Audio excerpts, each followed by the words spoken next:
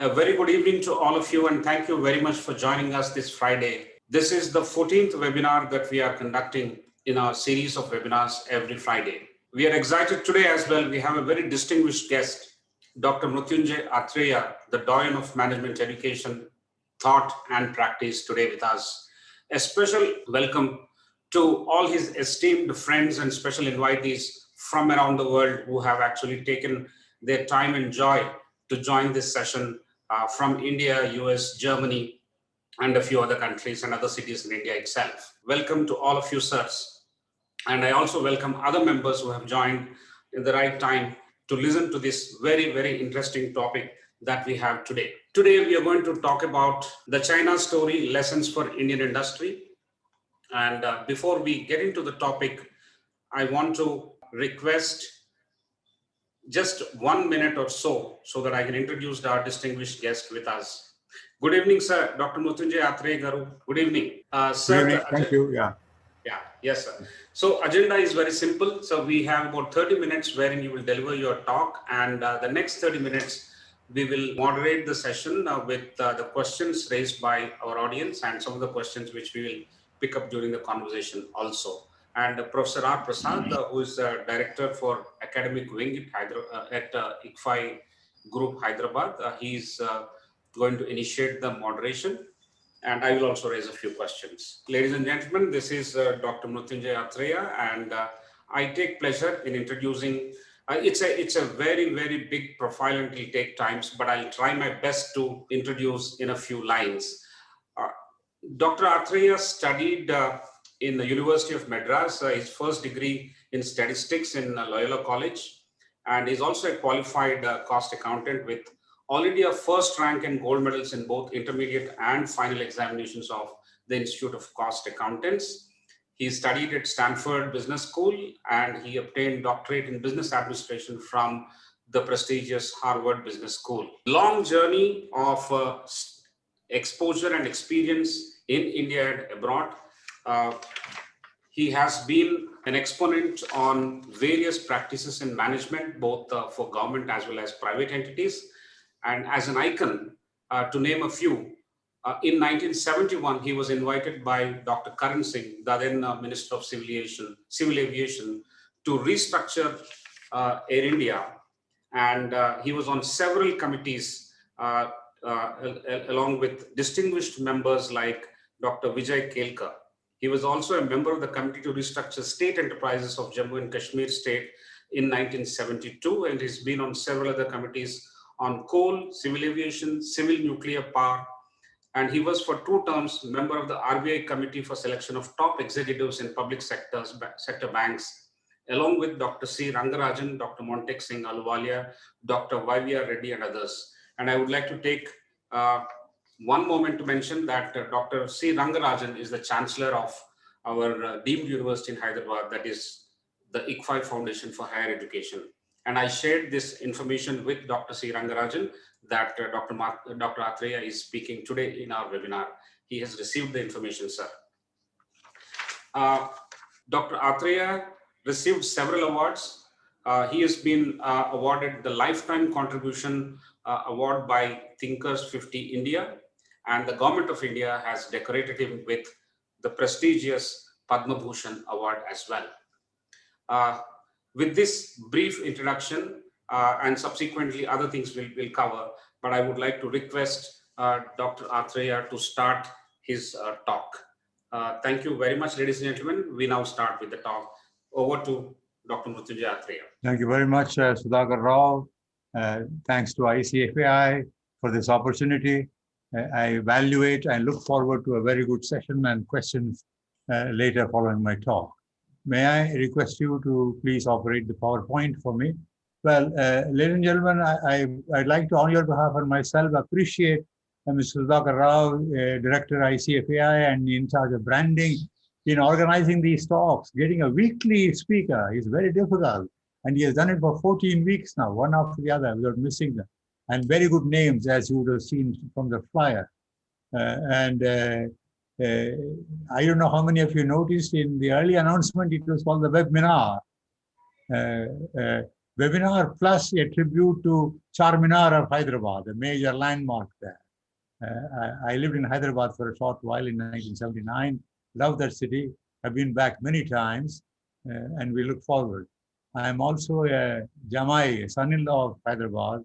My parents-in-law are from Hyderabad. I had originally given the title The China Challenge, but on Mr. Sudhakar Rao's expert advice as a brand builder, I took the story. And I had also said challenge for Indian industry. We are now putting it a more positive spin on it, lessons for Indian industry. Okay, next slide. You can just see China sitting on top of India on the north.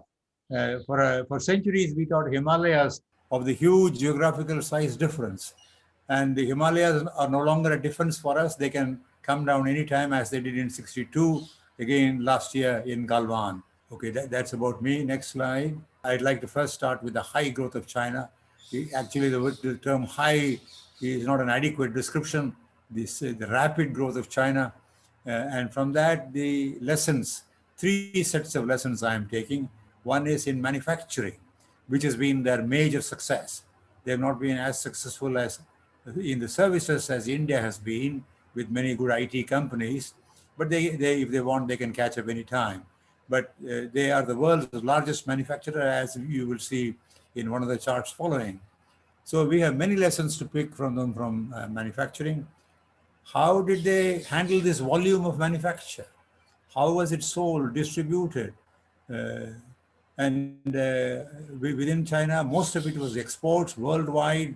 So there are marketing lessons here as well that we can pick up. And finally, one of the constraints on growth in India is the need for huge capital expenditure and finance. By the time we finish the government salaries, defense, and interest payments, there is not much left for basics like health and insurance, education, but even less for industrial investment infrastructure. And I'd like to finally conclude with what I presume to call, if I may submit to you, your action plan for consideration. Those of you who have listened to me before in any context would know that I always end with an action plan. There is no point in just discussing concepts and ideas and data. What are we going to do with it? And I think your action on this is very critical as we see the size of the problem. So if you look at the high growth of China, China was struggling like India between 1950 and 1980. As long as Mao was alive, it was going through many convulsions, the Great Leap Forward, the Cultural Revolution, back to the farms, collective farming. So China did not grow very much. You will see in one of the later slides, a flat curve between 50 and 1980. Deng Xiaoping fortunately came to power. China, it is very unpredictable, as you know, power struggle. He was one of the candidates. After 3 years after Mao's death, he became president of the party. And he was a wise man. He realized the need for economic growth, manufacturing, cooperation. So he instituted the economic reforms, the special economic zones. And out of that, in the next 20 years, China became the world's largest manufacturer. It has a 28% share of global manufacturing. The next is the United States with 14%. India has a 3% share. So where are we in comparison? And this growth could not have been by the domestic market. There wasn't enough income in the people. There wasn't enough demand. So it was a massive export-led growth. Here is the growth decade by decade. Around 1960s, it was just 4%. It shot up to 10% plus in the 2000s. For a 20-year period, it stayed at near 10% plus. In money terms, they grew 14%, less inflation. This is in real terms. And the 2008 financial crisis, global crisis, coming out of Wall Street, hit them as any other country. Hit us as well. But they have shown resilience at every step, quick recovery and back to growth. And relative terms, they're still growing higher. For example, the global growth around 2 to 3%, but they've been growing at 5% plus. As they were recovering, even before the 2008 crisis, there was the Y2K in 2000, and now the pandemic last year. So the Even in 2020, where the whole world was shrinking and India's GDP shrank by minus 14%, they managed to expand by 2.3. There's only one quarter in which their GDP went down. So this is not the most important chart. We are looking at the long-term growth. Uh, the but this one gives you an idea that even in difficult conditions, only in Q1 it went to minus 6.8, and this Q1 2021 they are back up to 18.3. Of course, that 18 is high; it's on a low base, and you may have seen the IMF estimate for India in 21-22 financial year is 9.5%. We would have lost 2 years of economic growth, and it will be very hard to make up that lost GDP. So what are the lessons in manufacturing? I think the Chinese have been able to rapidly scale up from a very poor situation in Mao's death in 1976, Deng coming into power in 79, starting in 1980. Within the next few years, they got foreign capital, foreign technology, foreign investment, assured human resources, labor, discipline, and built up huge scales in manufacturing. And also did the training and development, the skills in various areas. We still have a lot of semi-skilled, unskilled labor, contract labor, migrant labor from the rural areas, and it was very badly exposed last year during the pandemic, and again in the second wave, second migration. So they invested in skill development and got their people ready for these jobs and worthy of these jobs, so that the investment will stay and continue. They have also achieved phenomenal productivity per person, industry after industry. If we make comparisons, because of the capital investment, the high technology, and the skills together, it is not that their people are working physically harder or longer, which they are doing, but the factors of capital and technology have vastly raised their productivity. And also originally considered cheap goods, poor quality or adequate quality, now rising quality. They are competing in 5G, they are in space, they are in military technology. They have a plan for 2027 for their military. They make a 5-year, 10-year, 15-year plan. Xi Jinping has a dream for China. They are now planning for the 2049 Chinese government's centenary, well ahead. So they have also raised the quality. And another thing that we need to learn, that they're extremely good at project management. Not only ordinary projects, but mega projects like the Three Gorges Dam, the development of Pudong next to Shanghai, the industrial estate. Some of you may remember the pathetic comparison of our Asian Games 2010 and the China Olympics in 2008. And they put up the world's best ever Olympic show in 2008. So they were able to handle multi-billion-dollar projects. In India, we have had a history of consistently project time overrun, cost overrun, post-completion quality problems, long time, what we call gestation period, comfortably, quite a while to work up to full capacity. They hit the ground running and project is commissioned, they're off to very high capacity utilization very quickly.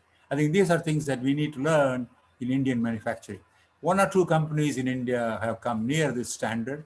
The way Jio has rolled out telecom, mass expansion of their petrochemicals, the Tata's group have put up their plants. Now here you have the history of Chinese product GDP from 1952, and you will see that it is flat practically till 1980.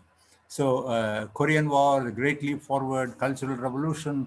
I have traveled many times to China in the 1980s, 90s, and Chinese intellectuals and managers talk about a lost decade, the decade of 1966 to 76, when Mao had the Cultural Revolution.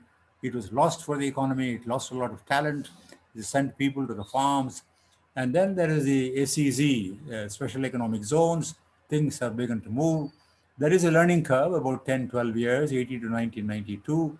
The growth rate is slowly rising, and then exponential growth thereafter. This is known to all statisticians, that if the conditions are right, initially there will be moderate growth, and then there will be exponential, and then at some point the Chinese growth is asymptotic, parallel to the y-axis. But of course, it has to end at some point, and it is tapering off a little later now. So here is a forecast till 2026, next 5 years. China will continue to grow with around 5%. Now, we should not look at that 5% as small on a huge base. 7 times the Indian GDP, 5% is a massive addition year after year. It is much more than India adding a 10% per annum on a lower base. So it's an amazing ability to do that. And they are going to do it with less dependence on export this time because of the global hostile environment and various kinds of people catching up with their currency manipulation, stealing technology, copying technology, and so on. Now they are going to rely more on domestic market. They also need this for political stability, to keep the party in power. They're going to allow people more consumption and good lifestyles. So exports here is a dramatic chart where China's share has gone up from 2 to 14%, whereas the Indian share is still between 1 to 2%. Every percentage share will create a few million jobs in the country. And I think the idea of Make in India was to get investment to make for the domestic market as well as for exports.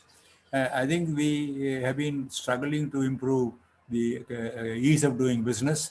I think the solution in the long run may not be in the hands of politicians, because they are in parties, there are competition elections, already opposition is moving in various ways to paralyze parliament. So politically we are a bit divided. Democracy is good, provided you are not surrounded by two neighbors like China and Pakistan. Second is that the bureaucracy is already busy with law and order, basic education, health, defense, and so on. So I think it is not their particular distinctive competence. It is industry, which, as I will come to later, which has to conceive of the ideas, persuade government and officials, the people. So there are also marketing lessons. I think the Chinese realize that to get high volumes, you have to go for a low profit margin, very low. And they were primarily interested in getting their people fully employed, paid good salaries. That gave them the tax revenue and people the opportunity to spend, and they were quite happy. This is, I think, a big difference between public enterprise and private enterprise, and in this case, it is very efficiently run because of the party direction, discipline, and global distribution. Of course, they were helped by their investors who had their own distribution network, but gradually Chinese companies also started coming up, and they very quick learning curve. Japan learned from the West between 1950, the end of the World War, and the next 20 years. It was also known in my school and college days as a cheap products country, but they have built up enormous quality and a global distribution and world-scale brands. The Chinese have also built brands. It is not that they've stayed with low margin, high volume, ordinary pedestrian, unbranded commodity products. They built brands, and we can see in many fields like consumer durables, telecom, of course, automobiles, and then they are very flexible in pricing.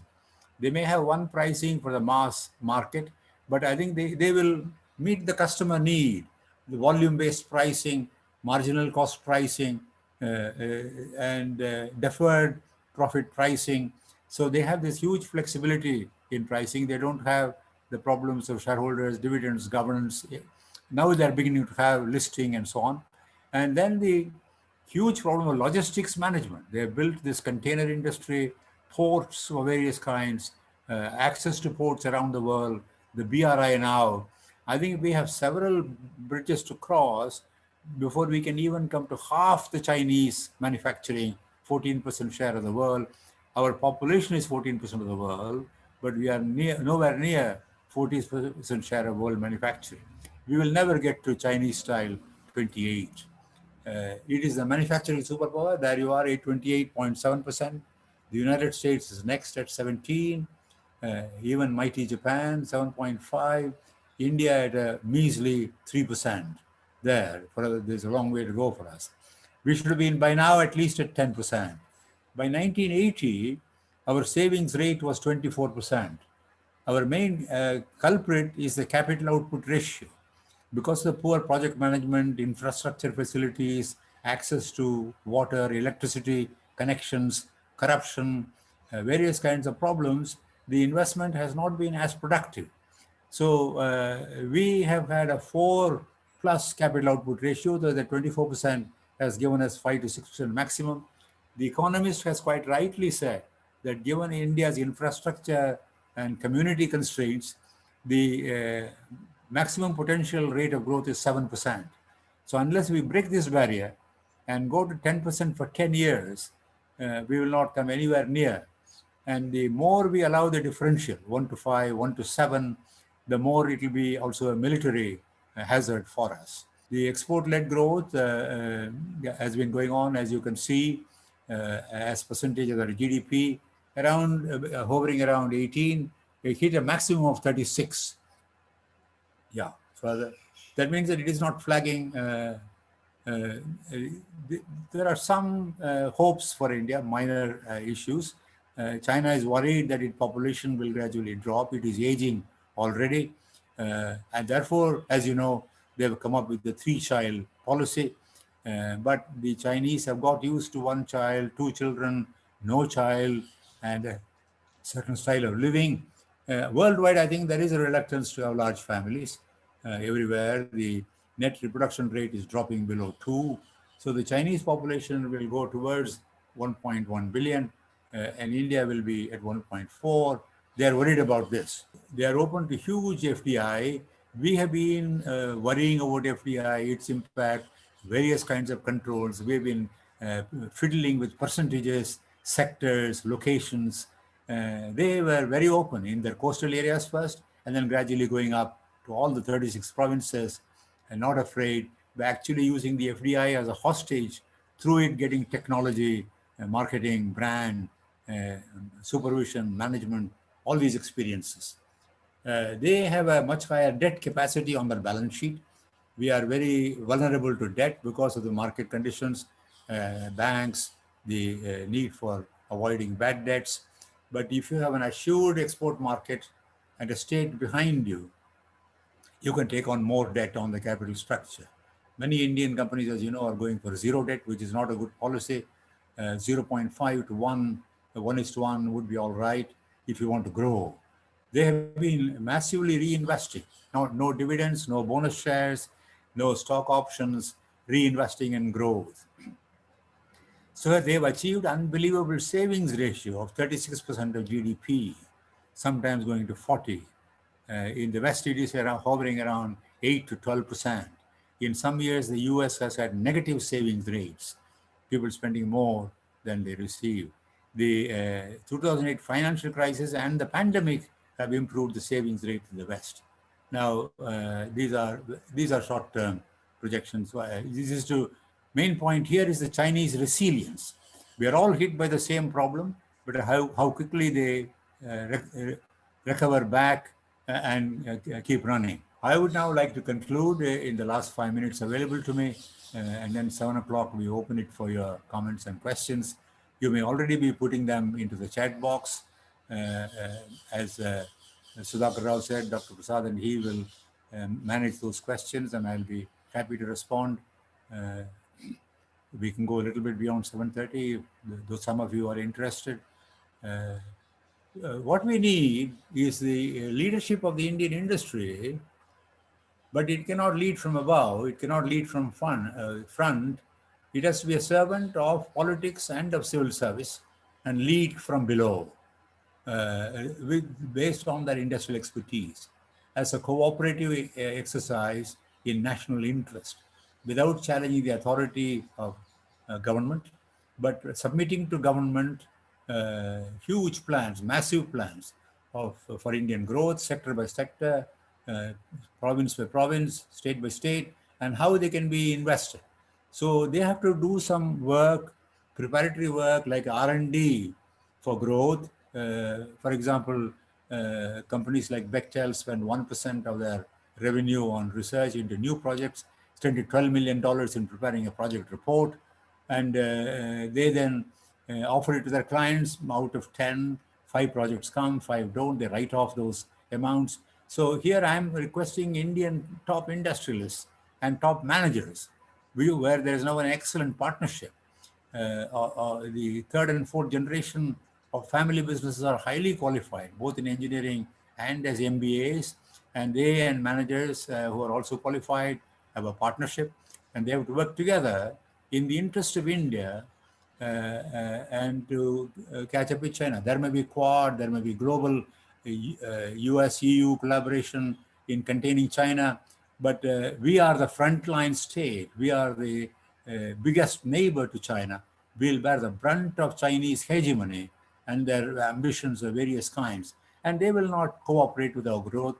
They will try to create various kinds of problems. So we have now made it difficult for ourselves by delaying it by about 40 years.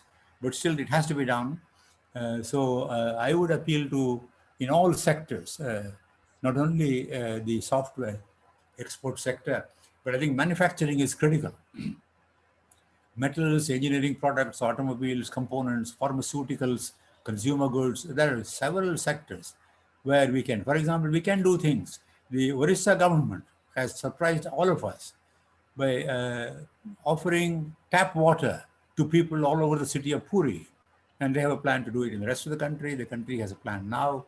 This was not done in Gujarat or Maharashtra or Karnataka. It was done in Orissa, not considered great by most of us. We have to create interest in politicians, officials. There will be problems. Politicians come and go. Officials also, the senior levels, they have short tenures of 1 to 2 years.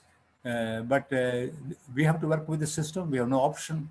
And contact from the cabinet secretary to the joint secretary, get more people involved so that somebody will remain when the others have been transferred. So create interest. So in a way, take charge as servants from behind with humility. We have to demonstrate the model in a few huge mega projects over large areas of particular states, like China did in the SEZ, and then replicate that model around the country. So individual companies, their plans, their growth are all right, but they will not get us to 10 to 14% of world manufacturing share. They will not give full employment to our people. Our unemployment has risen. It is one of the highest in the world, 10%. So I think this seems to be the only solution. The only other solution is to get some foreign country to come and manage the economy for us. So I hope that we will all rise to this occasion. And I plead that our managers who are listening, put it up to the top managements that in their sector, like Reliance, like Tata's, let them think of mega projects and take it forward. For example, we have an outstanding investment by Ola, the largest two-wheeler plant in the world in Chennai. I think we need more projects like that.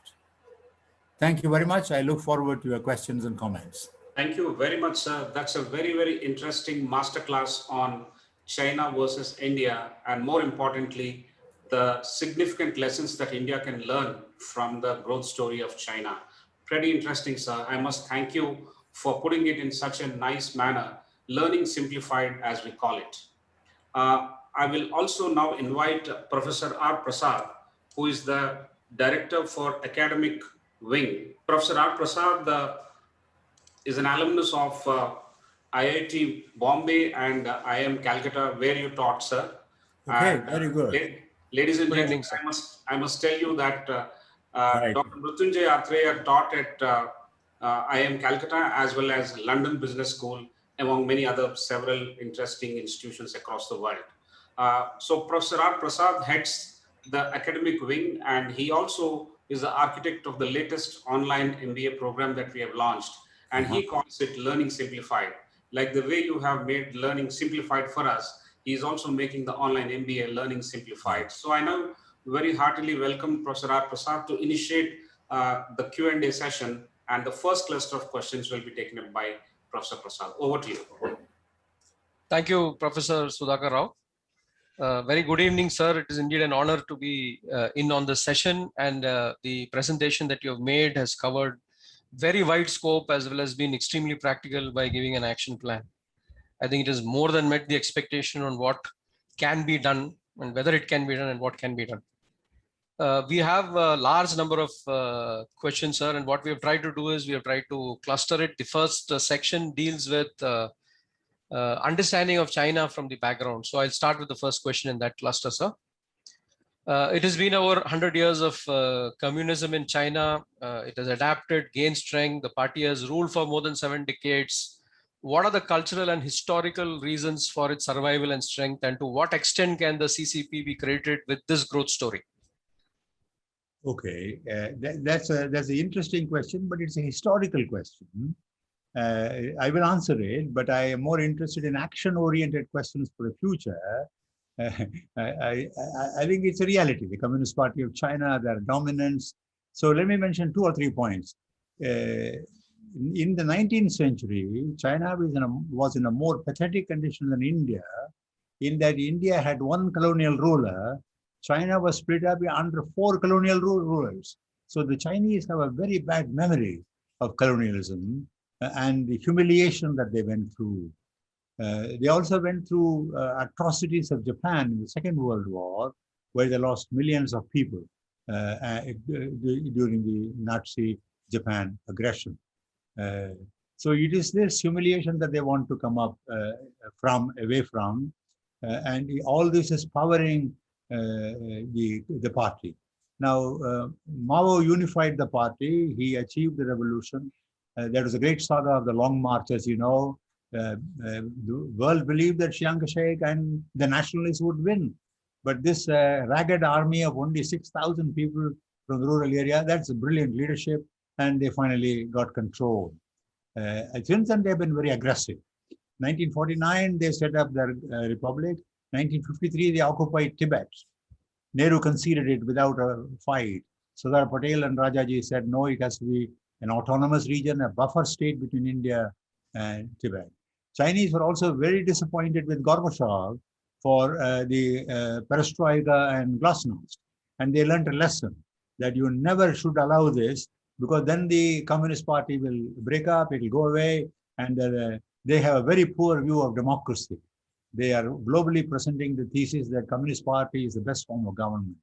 So that is why in 1989, Tiananmen, they ruthlessly killed the youth of China who demonstrated for democracy.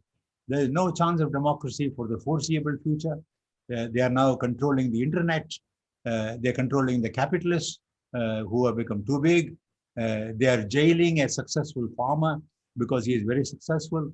So I think the party is in power, and also very unfortunate developments. Deng Xiaoping brought in some democratic elements. He said not more than 2 terms for every president of the party. But Xi has got that amended. He is lifetime president.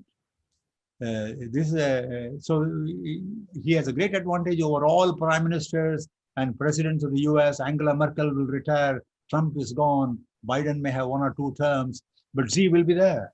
He is 68. He may have another 20 years to go, 15 years to go. The party is behind him. So it's a serious threat for us. Next. Thank you, sir. Thank you, sir. That's a very quick coverage of a lot of many points, which many of the viewers will give them an understanding of where a lot of this is coming from. The next question is, sir, what are the drivers of the China growth story if you keep aside the political system? And to what extent can India learn from these drivers and replicate? Yeah, China learned initially from Singapore. Deng Xiaoping sought advice from Lee Kuan Yew because Singapore was a model state. It had the first world's per capita income. China is not anywhere near that. It will not reach that for a long time. China's per capita is $10,000. The US European is $50,000 plus. So Deng had the humility to consult Singapore. Also, the Chinese were looking at the success of the Asian tigers, what were called the new industrializing countries like South Korea, Taiwan, even Vietnam, to some extent Indonesia in some areas.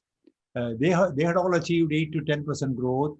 India was dismissing all of them as low population and not relevant to our country. Our governmental arrogance has been enormous in the first 20. In fact, people like M.K. Raju, I'm a president, 1971, came back from Singapore and put this proposal to the government. It was just laughed out of hand. But in 1991, thereafter, Narasimha Rao had very good interactions with Lee Kuan Yew and looked at the Singapore model and adopted some of the lessons there. So the Chinese were determined to equalize with Japan. That was their biggest bugbear. Second World War memories, very bad memories, and catch up with these smaller countries. So 1971, you may remember, they invited Kissinger and Nixon to come. They went as if they were junior subalterns. Mao was holding a huge court. The reason being to split China and Russia, and Chinese took full advantage of it, and they had to grow. If you don't have democracy, you need higher growth because the people are restive, they are dissatisfied, they don't have them. Democracy allows people to accept mediocrity, low growth, low performance. It is more tamasic. But under a dictatorship, people become more rajasic, more rebellious. And what bribes them is high economic growth, high consumption. That's what the party did. Thank you, sir. I think, so China has learned quite a bit from many of the other countries, and I think there's absolutely nothing wrong in India trying to learn from them. That's it, sir, for this cluster. I now hand it over to Professor Sudhakar Rao for the next cluster.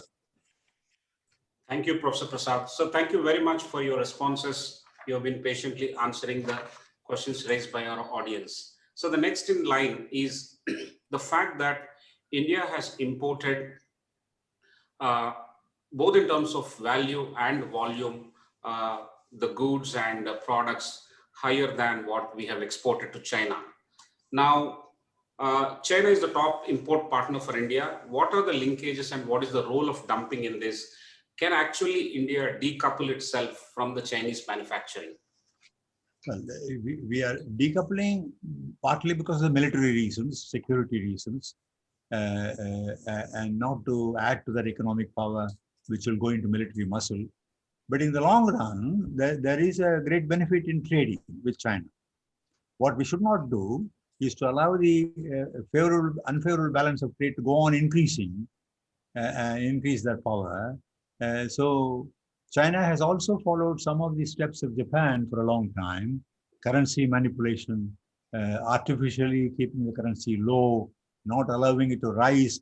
With the kind of exports they have and income they have, the yuan should have become hard currency now.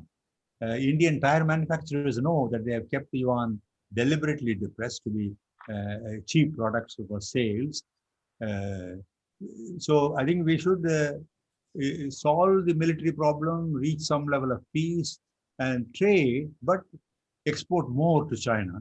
So that is up to us to increase our scale. It comes back to that problem. The scale of manufacturing, mega projects, conceive huge schemes for the domestic plus. So India and China put together, you have a market of 3 billion, 40% of the world. So we are not attacking that market. We are not even attacking our domestic market. It is underdeveloped. So I think there is a huge role for industry with the support of government and officials to do. So there are complementary areas where we should take help from China. Right, right. On the point that you mentioned that with the government support, how Indian firms can compete. Any specific lessons or suggestions that you have, one or two, in this area? Because we have heard from you the broad trends. So in terms of specific measures, one for, say, government and couple for Indian firms. I think like the Chinese, we have to really go to the better state governments. So an industrial group with a mega plan should approach one of the 6 to 8 more advanced states in the country, more industry and business friendly states like Gujarat, Maharashtra, Karnataka, Tamil Nadu, and now on the East Coast, Orissa is coming up nicely.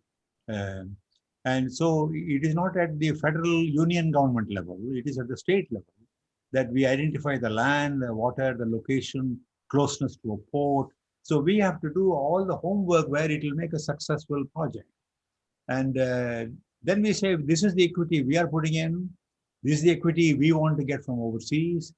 this is the debt we need, this is the interest rate we can afford, but this is the employment it will create, this is the foreign exchange it will create. So they have to actually sell, market, explain repeatedly to a initially bored, uninterested, maybe even hostile listener. But this is a trusteeship role that Gandhi talked about.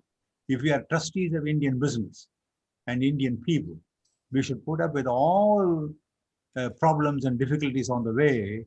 So, so I think first begin with the state governments. I think there are cases where people have gone to a particular district magistrate, district government.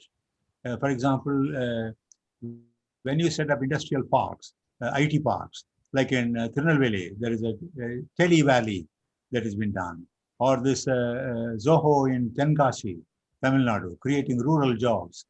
So you can go down to a friendly district level, state level, and then maybe 2 or 3 neighboring states together and go to the center only when it is absolutely essential, when you want mega financing. This is very interesting, and it sounds unconventional from the belief that the common man has. Well, let me tell you some examples of how this has been done. This is how Reliance developed in Jamnagar. The initial project for refinery investment, the land. This is how Geo has developed also. Both the retail and the telecom. L&T got permission for a special port in Western Gujarat for cement exports and imports of raw materials. Adani's have similarly been able to. I think in India we use terms like crony capitalism and so on, but I think we have to follow Abraham Lincoln. So people went and complained to him that the generals drank. He said, "I don't care as long as they win their battles. Tell me which brand whiskey General Grant is drinking, I'll send it to the others." So I think we should not be looking for lily white business people and so on, but back energy, drive, vision, ambition for the sake of the country. So the economy will benefit much more than we might lose in a few bits of taxes here and there. So I think there is a anti-business attitude which has been around, what Margaret Thatcher called in the UK as the culture of envy rather than the culture of emulation. We are after the 91 reforms, we are beginning to cross it, but I think we at a very low intensity energy level. So, for example, Ola has had negotiations with the state government, got that land next to Hosur, put up that huge plant. So it is possible to do so. Maybe coming from overseas, they have less blinkers and preconceived notions than we have. There is a mutual prejudice between industry and government here. Still, some bits remnants of it which we have to clear up. Okay. I get sometimes despondent and sometimes angry. You must forgive me. Well, no, very, very interesting, quite pertinent, actionable recommendations that you have given. State level approach, district level approach, which is pretty unconventional and at the same time doable kind of suggestions that you have made. I'm very happy to learn that culture of envy should turn into culture of emulation, as you narrated with an example or quote from Margaret Thatcher. So great, sir. Now, another cue from your response is that we need to build active cooperation. Can you suggest 1 or 2 areas how we can build active cooperation between India and China? I think green energy is one area where we have a common interest. Climate change has now become a very serious issue. Some people are saying this is the decade, decisive decade where things have to be done. China has strengths in renewable energy, green energy, the solar and wind energy. We also have some strengths and we can work together on that. Electric automobiles, they are the world leaders in electric automobiles area now. Pharmaceutical ingredients, they are advanced and we should be able to source it from them better, larger quantities. Maybe even create joint India-China investment projects to improve the economic relationship. Great, and sir. The entire functional lessons of marketing, manufacturing, finance that I have talked about. Yes. So that we're studying individual companies. Against that framework which you mentioned and these areas of cooperation, this is pretty interesting to learn from. Green energy, climate, pharmaceutical, so on and so forth. So in your reading, what is the impact of COVID on the growth potential between India and China? How did it impact India and how did it impact China? You see, China is India's problem and opportunity for decades, for centuries, for 1,000 years. COVID is a 1 or 2 year phenomenon. When it's around, it hits us too much, but it is a seasonal kind of problem. We have to look at the long-term reality of living next to China, and China already being 5 to 7 times larger than the Indian GDP. That is a real problem. So I have not talked much about COVID. In some other talk 6 months ago, I talked about COVID and the need for COVID dharma on the part of citizens and what those with good health can do in the community. But I think in the light of this historic civilizational battle between India and China, COVID is nothing. I'm talking in terms of decades. Okay, right, sir. One last question I have in this cluster of questions before I hand it over to Professor Prasad. And the question is, our understanding of China is very different. I'm talking about the common man's understanding is very, very different. Are the ethics and values the same in India and China? You see, we have in theory, in the Vedanta and so on, very high concepts of ethics. But in practice, there is a huge gap. 1857 to 1947, 90 years, was in recent history the highest period of dharma in India. There was a period of selfless people who sacrificed their life, went to prison, took injuries from police beating. Since 1947, especially since the 1952 elections, ethics have been going down in India. Partly, we are responsible as citizens, business is responsible, but also some very unrealistic government policies, high levels of direct and indirect taxation, an attitude of suspicion and mistrust. So now after 1991 reforms and more reasonable taxes, like the 30% and the dream budget of Chidambaram and so on, I think now ethics in industry has risen a great deal. Ethics in politics will always be difficult. It is a competitive game. So I think the public as a whole and the government as a whole, there is a revival in values. In fact, in my second slide, I gave the title of Dharma Pracharak. In my life, I have been two kinds of Pracharak. The first, I was a management Pracharak, and beginning in 1980, I was also a values Pracharak, Dharma Pracharak. So I think the corporate governance, ESG, environment, social and governance responsibilities, ethics, independent directors, audits, proxy firms. So the SEBI, after G. Ramakrishna made the reforms there, SEBI has been getting better and better. So I think overall business ethics in India have improved a great deal. And also a number of NGOs, community level ethics have improved a great deal. I think civil servants want to work in an ethical environment. So I think since the early death of Shastri, unfortunately, tragic, 1966, and the ascent to power of Indira Gandhi, that was the beginning of decline of Indian ethics. It is a wrong role model. It is a violation of Shrestha Dharma. Gita says, Yad yadacharati shreshtaha, tatadeva itaro janaha, sayat pramanam kurute lokastad anuvartate. So we set wrong standards. It was okay to be corrupt. Prime Minister is doing it. Why can't I do it? But in the last 20, 30 years, there is some improvement. There are some parties which are more honest. But I think all of them have realized that to come back to power, you have to do some good. So even if there is some corruption, there has to be delivery of social services, new benefits, and people are switching their votes. So as the electorate becomes more assertive, I think India is much more ethical today than during emergency, which I lived through. Great, sir. Is it the same thing in China, sir? Yeah, I think generally the Chinese have, before the Communist Party, followed the Buddhist ethics. I think there has been more transparency, consistency. So they have a strong work ethics, definitely. And there is also an ethic between the consumer and the manufacturer, multiple stakeholders and their service and expectations, consistency in that. Again, it is within the party that there is problems of power struggle and so on. That is internal. But society as a whole, I think they could not have succeeded so well unless they delivered on their promises of volume, quality, time for these massive exports in the world. Great. Thank you, sir. Thank you very much. I also want to welcome Honorable Vice Chancellor, Professor Mahendra Reddy, and the Registrar of ICFAI Foundation for Higher Education. That is our deemed university in Hyderabad.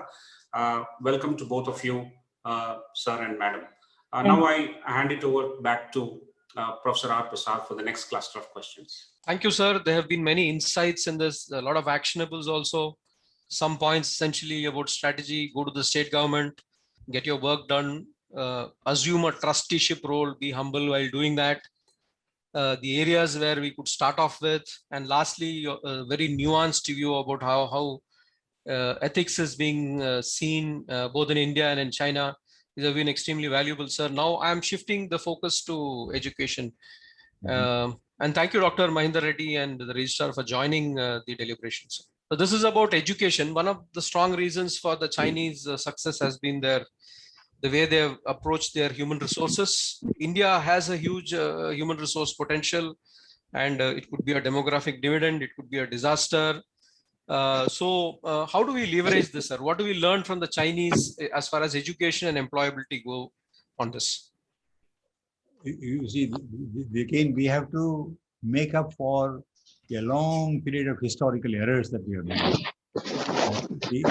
From the first 5-year plan, the government, instead of bothering about the modern temples of India and commands of economy, should have been spending much more on education. This is known worldwide, in India also, that 3% to education, 4 to 5% on health of the budget. That's what we should have been spending.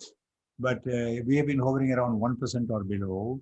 The universal public education, government schools available to all the children of the country, Chakla Commission's report, 1964, on education, several reports later, they have not been fulfilled. And research studies from Harvard and other places show Sarkari schools in the rural areas are not functioning. The teacher doesn't come. There is one room, one teacher teaching all the subjects. So I think in desperation, center and states allowed private sector to come into education. That is an improvement. But I think the private sector has charges fees and so on. It has its profit motive. We must improve our public education system and make sure that every child, and even within that, there has been a gross neglect of the girl child in health, nutrition, as well as in literacy and education. So if the mother is undernourished and undereducated, then it has a generational effect on the next 1 or 2 generations. So I think we have been sleeping, we have been pompous, arrogant at government level, and not taking cognizance of the neighbors, the world around us, going ahead of us. And now I think we are catching up, just like the Indian cricket team mess up the first innings and try your best on the second innings. But never mind, I am a student of management. One principle in management is that there is no hopeless situation. Any situation that you give me, my duty is to pick it up and improve it from there. So we have to improve India from where it is now and do those massive investments. We are now doing only in food grains. Government is giving for 800 million people free food grains. That's a survival thing. It doesn't add to the human resource development and skills of the people. So I think primary and technical education and good health. This is very important. People are living longer. The inequalities have risen in the meantime. Some classes are living longer, some are dying earlier, and there is damage of the brain, cretinism. My wife worked for UNICEF for several years on issues of nutrition, mother and child care. the picture is horrendous. So do you have any suggestions for the private sector, particularly in higher education, with respect to what it can contribute? Yeah. I think private sector everywhere where worldwide where governments underperform, it is a private sector which is to make it up. Where there's a market failure, they have to produce the goods themselves, and you will see this. 20 years ago, the leading IT companies, I was very happy to see Infosys, Wipro, Tech Mahindra, they would go to campuses in the second level and third level towns and work with the teachers and enroll more students, interview them there, bring them and have a special extra coaching class for them. So you have to create your own raw material, your own human resources, and not continue to blame the market, because there's a huge market opportunity outside in the world. So I think they have showed us the way. Open centers everywhere. Go to Gurgaon, go to Chandigarh, go to Bhubaneswar, backward areas, set up your development centers, take local talent. So I think our people have intelligence, IQ. They need other skills of job.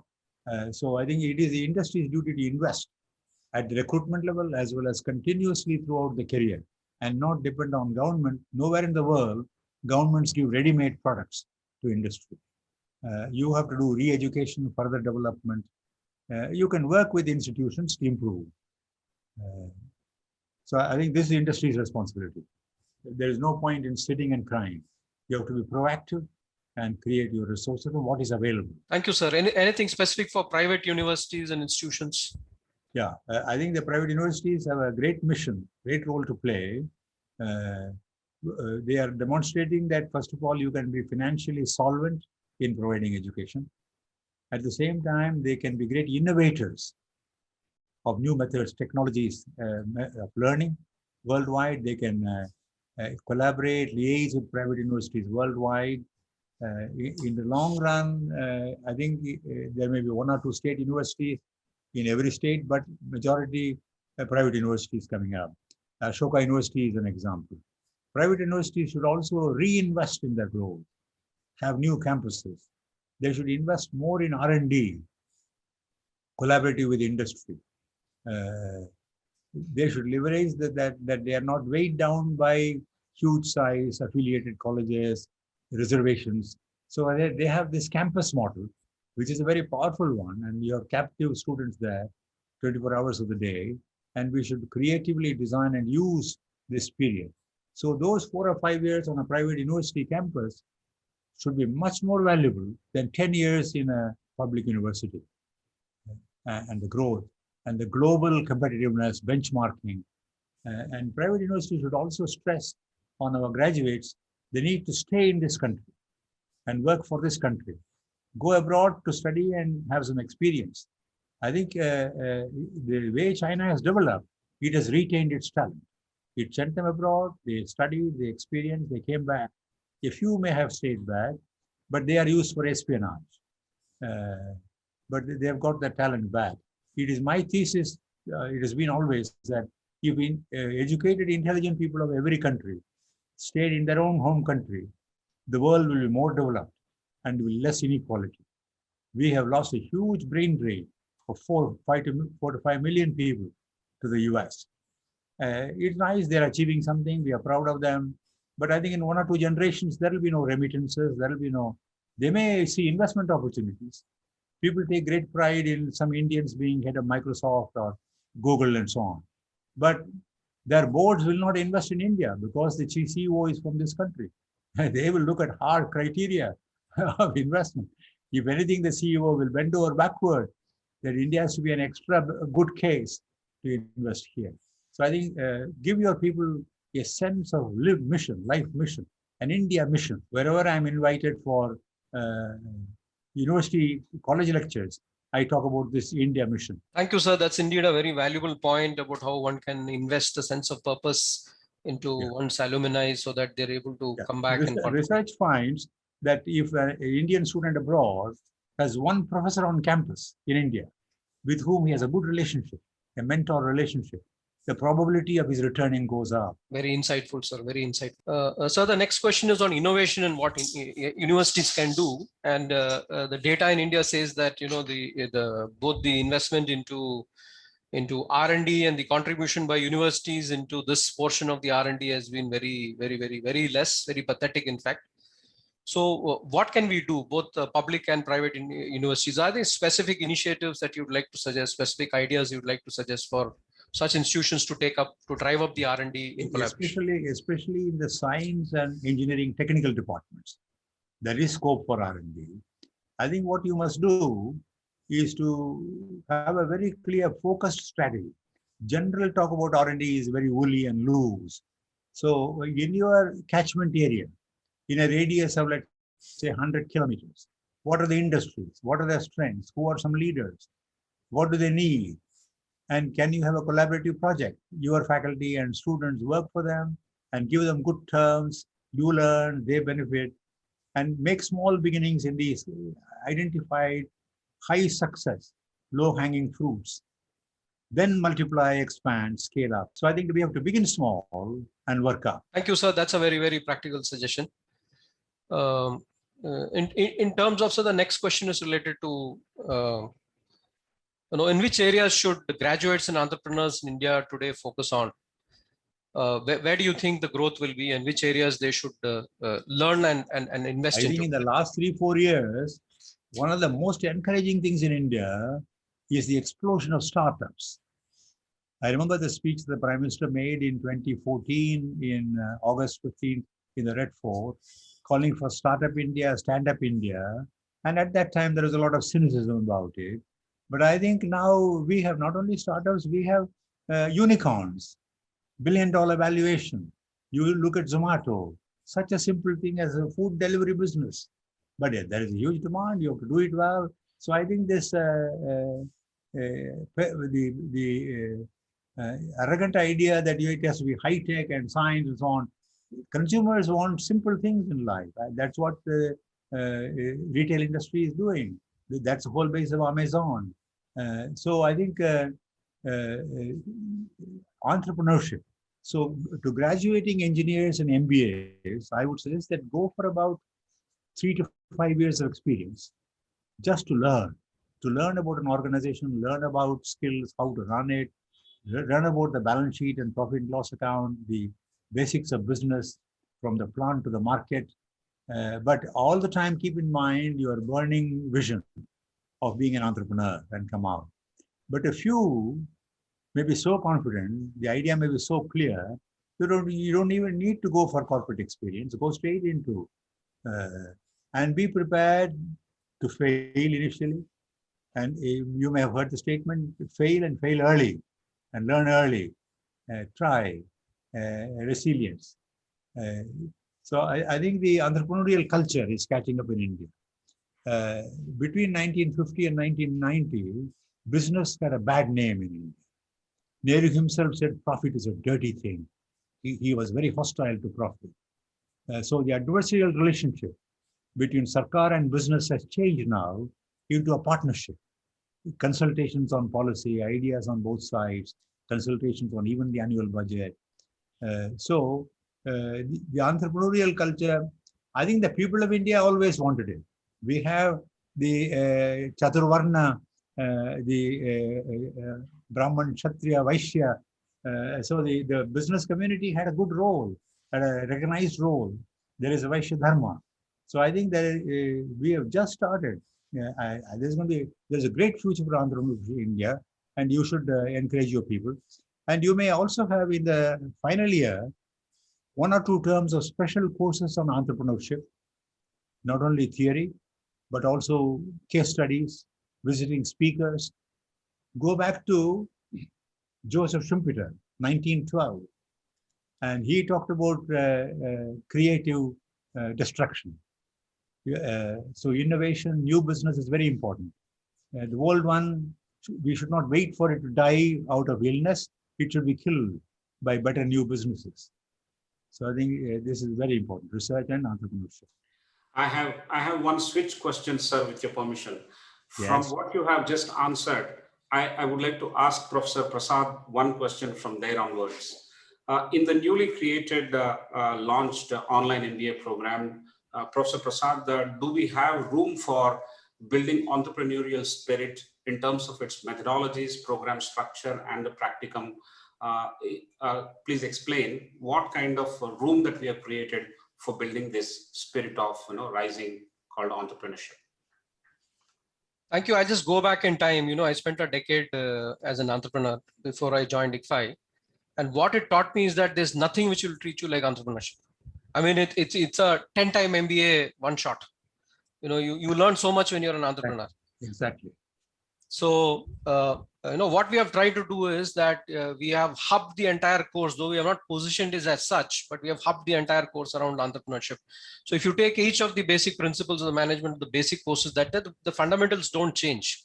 But what you can leverage in that course with respect to what the consumer expects today, the technology changes which come in today, if you're able to make those suggestions for each of those courses at a course level, you can build it up into what we call our entrepreneurship practicum. So what do employers look for? Employers today look for people who can innovate. They need young brains to innovate. They want them to come out with ideas which are very practical, do it and show it to them. So if you're able to do and show it across your courses and able to hub it around one course, then your MBA is your idea for a startup. Maybe you'll materialize it a little later with manifestation. The point you made about consumer and the market is very important. In the 1970s and 80s, I used to read about and feel very sad. 1 million techno enterprises in India failed. At that time, our thinking was highly production oriented. Just because you can make a product, there is no reason to make it. Who wants it? Who will buy that product? At what price? What is your cost? So I think you have to begin with the customer and the market and work back. So just an engineering degree and technical qualification and some published bank finance does not make an entrepreneur. At that time, we said it from IIM Calcutta, there were no listeners. We have to learn things the hard way. Now it is so crystal clear that all business has to begin with the customer. What is the need? What is the unmet need? What are you trying to fulfill? If it's already being met, how can you do it better than the existing products? Then you work back. I think this is very good. And entrepreneurs have a huge opportunity. India is a vast untapped market. It has a huge human resource base and for global markets. So it is a dream. And you just need the confidence and the maturity to exploit these two advantages, domestic market and domestic talent. Where will you get this in these numbers? Germany will decline, Japan population will decline, and they will not allow immigrants to come in. It's a pathetic state. We will get there in 30, 40 years. But before that, we should use this talent. Just wanted to add a couple of points, Professor Sudhakar Rao. I think, we recently heard the Nandan Nilekani mentioning that, he's now competing, he's trying not to lose his employees to startups. A lot of the engineers who come to him have passions and entrepreneurship in their mind, and they're going to startups and they're trying to do something about it.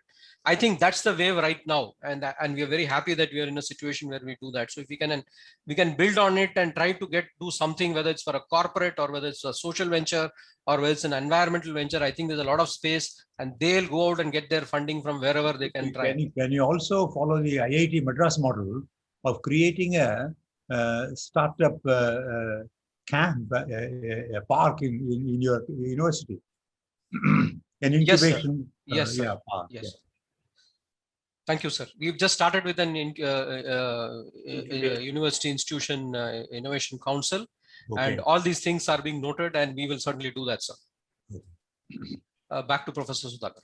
Yes, thank you very much. I think there is a lot of method, strategic action points for private entities, including private universities, that we looked at.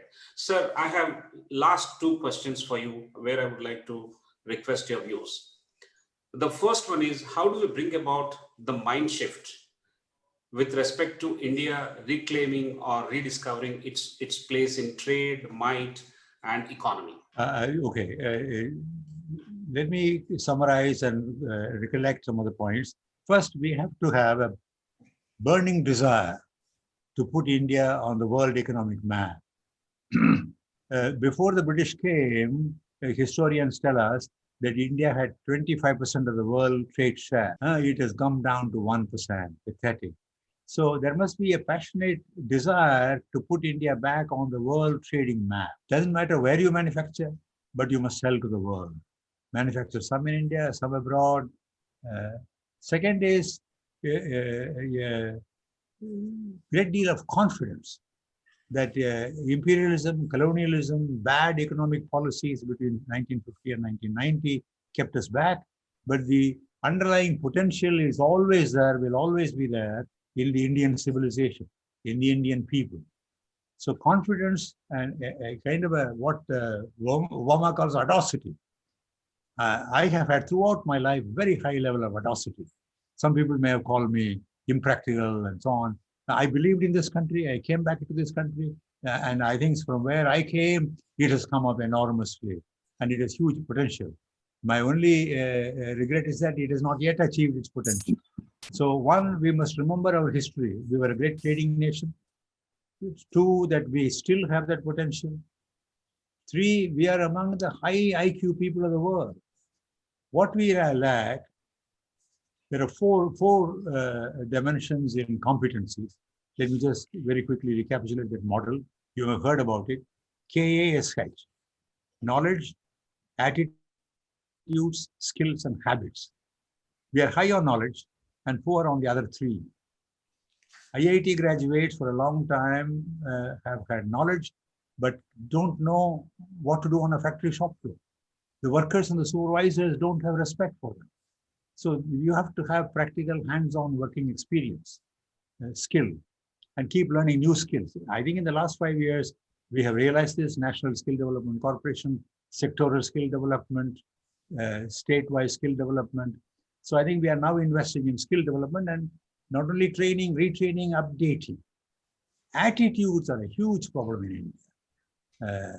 Arrogance, ego, non-cooperation, poor communication, poor interpersonal relations, not being a team player, so individualistic. Even in the Olympics, we send a large contingent and the shooting squad has an internal problem there. Pathetic. You go to Tokyo and you have internal conflicts and mess up the whole competition. So we are good at individual events, but not in the attitude of working as a team with humility for a larger purpose. And finally, habits. I think good ideas, good knowledge, and practices have to be frozen into habits. This has been the great strength of Germany, Japan, Korea. They still follow that routine. Same time to bed, same time to wake up, early to office, work, weekends, relaxation. So I think there must be some kind of a nishta, concentration, self-discipline. I think the COVID has had one benefit. People at home, working from home, have had to find out and graduate. Those who developed a daily routine succeeded. Home time. So I follow three principles: work, exercise, diet. Exercise is very important. I exercise 3 times a day. And even medical people tell us it's so simple. 40 years now, I've been sleeping at 10 p.m., waking up at 5 a.m., day after day, including weekends, national holidays. It gives me 17 hours. It's a huge advantage. You do what you want to do with that time, but there must be a habit of regularity, punctuality, discipline, work habits, life habits. For example, this Swachh Bharat Abhiyan, that was a great campaign. It instilled some habits into our people. The climate change, green economy, circular economy, this requires habits in people, where they put their waste and how they recycle it. So I think we are very lax people without steady, disciplined habits. So these things, the attitude, skill, and habits are critical. Knowledge is not enough. IQ is no longer enough. You need EQ. And at leadership levels, you need SQ, spiritual quality. You must be a karma yogi. Too many of our people are karmacharis. Everybody can be a karmachari, the sweeper, the turner, the fitter can be. So what is the difference? You do the same work, but the attitude is different. You do it for the organization, you do it for the country. you do it for the people, then God gives you energy, enormous energy. You are never tired. Selfishness is the core cancer. Lovely. I think you have asked us to be cash rich, knowledge, attitude, skills, and habits. And of course, the framework is about having a burning desire and the confidence that we can do it because it's in us, in our civilization and culture and history. So we need to actually build it and believe that we can rediscover our place in the world map. Fantastic, sir. One last question. Learning from your talk, looking at the positive things, what are the, even if there are very few, what are the few areas, one or two areas where India as a society and industry is better than China? And what are the reasons for being so and how we can build upon it towards reaching our goals? I think the IT technical skills is an area where we are clearly demonstrated great strength, and our IT companies are recruiting in lakhs.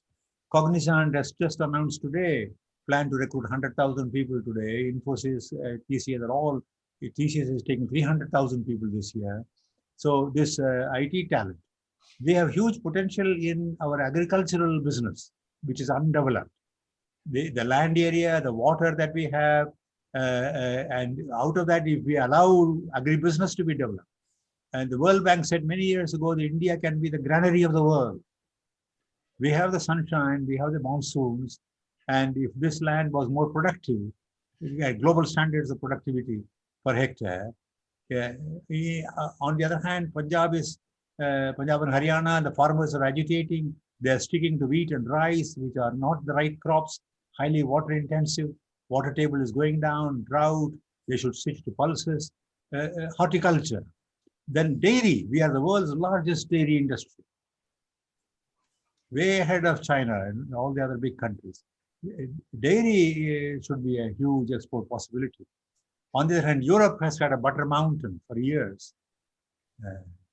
So I think we should begin from the rural areas, keep people there, and build this movement. So agriculture and agri-products, agri-business has great potential. And our traditional textiles, the skills that our people have, the designs, and if we give them the technology, the branding and the marketing support, I think the industry has done well. Exports are doing well. And now we have developed, in the last 50 years, through companies like Bajaj, Hero Honda, TVS Motors, great skills in automobile components. We can be not only suppliers to our auto companies, but global suppliers in automobile companies. The issue is scaling up, putting the investment up front, putting high technology. Investment is one, the latest technology, and train our workers in artificial intelligence and robotics, so the individual productivity will go up. And in fact, we could flood the world with these components and so on. We have problem in the finished product because that is an R&D and a marketing challenge. Those are capital intensive. For example, why the IT industry? Last 20 years, we have been suggesting that they should go on to IT products.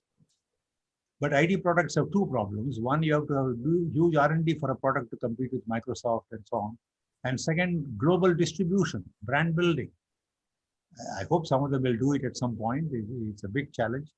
We have the talent, but we don't have the managerial and capital resources to do it now. Awesome, sir. Awesome. That's a brilliant session. And to the last question that I asked, the response has been pretty interesting and positive, focusing on our strengths. IT, agri-businesses like horticulture, dairy, traditional business like textiles, and we can flood the world with auto components. It gives us a lot of confidence when we listen to you. And that has been for the last 90 minutes listening to you, for me, as well as my colleagues and all the members on the show. I cannot thank you enough, sir, for delivering this session, which has covered a canvas as large as India plus China together, in terms of the magnitude, in terms of the impact. And I'm very, very sure all of us stand to learn and gain from this. And more importantly, this is my mission. I'm yes, past 80, and I accept all invitations for web speaking. I have a talk to a Bangalore group on 1st September. I'm speaking to Globes in Calcutta Business School on 13th August. 26th, I'm speaking at the Association of Indian Management Schools. I hope you are a member. Yes. You asked me on the 14th July, 30th July, I accepted straight Correct. away. I clear other engagements and take these opportunities. And I've had the chance to talk to 100 plus of your participants. It's a great opportunity. And I hope all of them will internalize these ideas and do their best. Not just appreciate the talk, but not forget it tomorrow, next week, but do something with it. There are people who remember my talk 10, 20 years later. So it can flower at any time, but keep the seeds within you, keep it growing.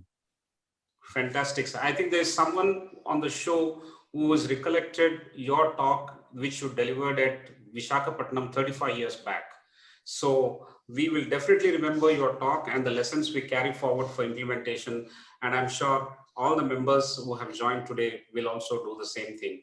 We are going to summarize the talk. We are going to put it on the YouTube. We are going to put the text format of the summary on our website as well. And I will share that with you, sir, in due course of time, probably in about 48, 72 hours. In the chat box, I saw a request from Mr. Charles Savage from Germany that he would like a report or a video recording. You please keep in mind and send it to him.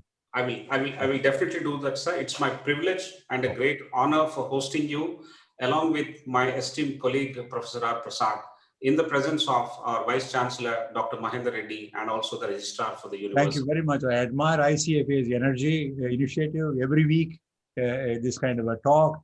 Fantastic. Keep it going. Thank you, sir. Thank you. If I may, because of my age, give you my Ashirwad for success. Thank you very much, sir. Thank you very much. Ladies and gentlemen, that's what we had, a huge canvas of learning from Dr. Athreya. We will see you again next Friday at 6:30 p.m. And till then, please do take care. The pandemic is not over and we might have third wave. So all of you, please stay safe. And we are all safe only when each one of us is safe. Thank you very much and have a good evening. Bye. Bye-bye.